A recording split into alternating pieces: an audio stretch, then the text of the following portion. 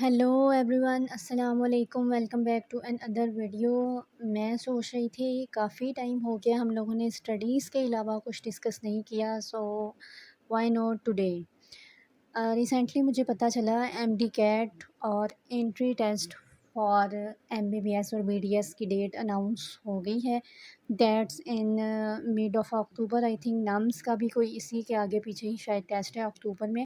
तो every year जब भी ये एंट्री टेस्ट का सीज़न आता है मुझे अपना वाला टाइम याद आ जाता है। तो आई थॉट अब मेरे पास प्लेटफॉर्म है, why not share my experience with you. सबसे पहले तो मैं बात करना चाहूँगी एकेडमी सिस्टम की, जो हमारे यहाँ पे बड़ा स्ट्रॉन्ग हो चुका है। अब मेरा पर्सनल ओपिनियन यही है, पॉइंट ऑफ व्यू जो है कि स्पेसिफ़िकली एंट्री टेस्ट की प्रिपरेशन के लिए यानी 4-5 महीने पहले जो अकेडमीज़ जॉइन कर लेते हैं, दोज़ आर यूज़लेस। वो बिल्कुल लाइक इतनी इतनी फ़ीसिज़ हैं उनकी, वो पैसे ज़ाया करने वाली बात है। सिर्फ़ एंट्री टेस्ट के लिए आप यानी कि स्टार्ट में जो उनके पहले लेक्चर्स होते हैं, डिफरेंट सेशंस होते हैं, वो सब मतलब आप उसमें उसको अटेंड करें जस्ट फॉर एंट्री टेस्ट। वो किसी काम के नहीं है, जो मुझे मतलब मेरा जो एक्सपीरियंस है। हाँ, ये जो होता है, जो लास्ट मंथ में से लास्ट और सेकंड लास्ट मंथ जो वो टेस्ट सेशन स्टार्ट करते हैं सब अकेडमीज़ वाले, वो ज़रूर जॉइन करना चाहिए। टेस्ट सेशन को आप ज़रूर अटेंड करना चाहिए, टेस्ट देने चाहिए। उससे ये होता है कि आपको टाइम मैनेजमेंट का थोड़ा-सा आइडिया हो जाता है, प्रैक्टिस हो जाती है, एंट्री टेस्ट के पैटर्न का आपको पता चल जाता है। तो इस तरह की सारी बातें ये स्पेशली जो फ्रेश स्टूडेंट्स होते हैं, उनके लिए ये बड़ी इम्पॉर्टेंट होती हैं। बाकी जो इनके लेक्चर स्टार्ट में होते हैं सारा कुछ, मतलब जब मैंने किया था तो इसी तरह से था। आई डोंट नो अब आजकल क्या है। मतलब इतने मुश्किल किप्स का मुझे है एक्सपीरियंस, इतने इतने मुश्किल उनके कॉन्सेप्चुअल एमसीक्यूज़ होते हैं, यानी कि जो एफएलपीज़ वगैरह उनके होते हैं जो क्लास में वो सॉल्व करवाते हैं, कि जब आप एंट्री टेस्ट में जो सीधी-सीधी बातें भी पूछी गई होती हैं, उसमें भी स्टूडेंट्स ब्लंडर कर आते हैं कि यार इतना ईज़ी किस तरह से आ सकता है, इसका ये आंसर हो ही नहीं सकता, ये इतना ईज़ी तो नहीं पूछ सकते। ये हाल हुआ हुआ होता है इतनी मुश्किल सॉल्व कर के इन अकेडमीज़। एंट्री टेस्ट में मोस्टली जो होता है हमारा, कि एक तो स्ट्रेस को कंट्रोल करना जो बहुत ज़रूरी है। प्रेशर स्टूडेंट को इतना होता है, एकेडमीज़ वो अटेंड करके आया हुआ होता है, डिफरेंट मुश्किल एमसीक्यूज़ उसने किए हुए होते हैं।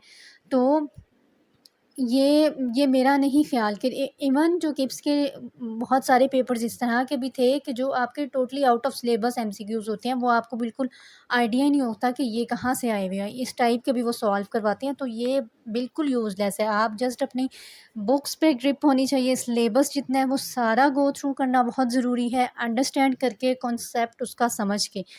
बाकी यार इंटरनेट का दौर है, नेट की फैसिलिटी तकरीबन सबके पास ही होती है, तो ये बड़ा प्लस पॉइंट है आजकल के स्टूडेंट्स के लिए। यानी मैं देख सकती हूँ कि आज से 10 साल पहले क्या इंटर टेस्ट आया था, किस टाइप का आया था। तो ये है कि last past paper inter test में जो आया 5 टू 7 ईयर्स के पास्ट पेपर आप इजीली डाउनलोड कर सकते हैं, वो डाउनलोड करें, टाइम टू टाइम उसको देखते रहें, थोड़ा-थोड़ा रोज़ सॉल्व करें।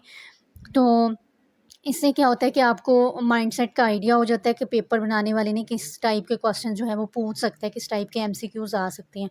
तो ये एक बड़ा प्लस पॉइंट है कि हमें हर तरह की इन्फॉर्मेशन ईज़िली हम असेस कर सकते हैं आजकल। एंड नो डाउट कंपटीशन भी उतना ही ज़्यादा बढ़ गया है जैसे-जैसे फैसिलिटीज़ बढ़ती जा रही हैं। लाइक पहले ये था कि 900 प्लस वाले को कहा जाता था कि वाह! तुम्हारा तो ईज़िली हो जाना है एमबीबीएस में एडमिशन, और आजकल जो है वो मतलब 1000 प्लस वाले का भी चांस पे ही होता है कि पता नहीं एडमिशन हो कि ना हो।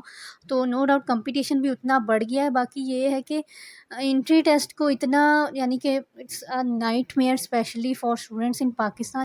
अब ये डिस्कस कर लेते हैं कि आखिर ऐसा क्यों है, एंट्री टेस्ट को इतना क्यों हवा बन गया हुआ है। हर कोई जो है वो, यानी अगर नहीं क्लियर हो पाता है एमडी कैट, तो क्यों इतना डिप्रेशन और ये सारी, मतलब ये सीन एक्चुअली है क्या। यार देखो, ड्रीम और गोल में बड़ा माइनर सा डिफरेंस है। गोल होता है कि जो मतलब मैंने करना है, मैंने करना ही करना है यार, ये फ़लाँ मेरा गोल है।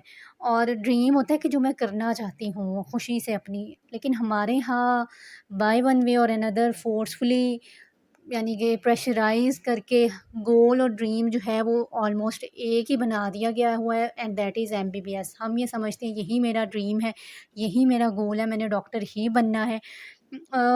ऑल्दो अपरेंटली नहीं प्रेशर होता, लाइक हम लोग की फैमिलीज़ में नहीं ये प्रेशराइज़ किया जाता कि तुमने फ़लाँ फ़ील्ड में ही जाना है, डॉक्टर ही बनना है। लेकिन बैक ऑफ द माइंड बचपन में हम बचपन से ही जिस तरह की हम सिचुएशंस देखते आते हैं हमारे घरों में, लाइक हम फिर प्रोफेशंस में जब देखते हैं लोगों को, तो ये होता है कि बस यार डॉक्टर ही बनना है मैंने।